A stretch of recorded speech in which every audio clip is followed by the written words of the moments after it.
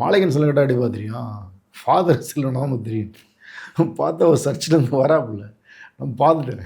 என்ன செல்வன்னா, இங்கேயும் வந்துட்டியாயா, ஏன் நான் ஒதுங்கி இருக்கிறேன், என்னை ஏன் பண்ணுற, ரொம்ப வருத்தப்படாவில். எதுவும் படம்லாம் எடுக்காததை செஞ்சு படம் எடுக்க வேணான்ட்டாவில். அதுக்கப்புறம் நம்ம அது தர்மம் இல்லை, ஆனால் நானும் எடுக்கலை. அப்புறம் பேசிகிட்டு இருந்தோம். அவரை சொன்னாப்புல, உண்மையிலே வந்து சிறையில் இருந்தப்போ இந்த ஆண்டு வந்து எல்லா வழக்கம் முடிஞ்ச வரைக்கும் எல்லாம் முடிச்சிட்டேன், குடும்பம் நிம்மதியாக இருக்குது, என்னால் வந்து அவங்க நிம்மதி கிடக்கூடாது, ரெண்டாவது நானும் நிம்மதியாக இருந்த முடிவு பண்ணிட்டேன். இங்கே வந்து மாலைக்கண் செல்வன் சொன்னால் யாருக்கும் தெரியாது, முதல்ல இந்த ஊருக்காரங்களே தெரியாது, தாடி வளர்த்துட்டேன், ஒரு மாதிரியாக தோற்றதாக மாற்றிட்டேன், வெள்ளை அங்கேயே தவிர வேறு அங்கேயும் அணிகிறது இல்லை.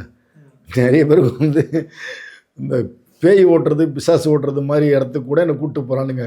எனக்கு அதெல்லாம் ஓட்ட தெரியுமான்னு தெரியல, ஜீசஸ் முழுமையாக நம்பிட்டேன், ஏற்றுக்கிட்டேன், என் பாதையே மாறிடுச்சு. அதனால் தயவுசெஞ்சு நீயே விட்டுரு, என்னை பற்றி ஒரு வரியோட எழுதாமல் இரு அப்படின்னு சொன்னாப்புல. அப்படியே விட்டாச்சு. உங்கள் தங்க நகையை அதிக விலைக்கு விற்கவும் மற்றும் அழகில் இருக்கும் தங்க நகையை மீட்டெடுத்து அதிக விலைக்கு விற்கவும் உடனே அணுகவும்.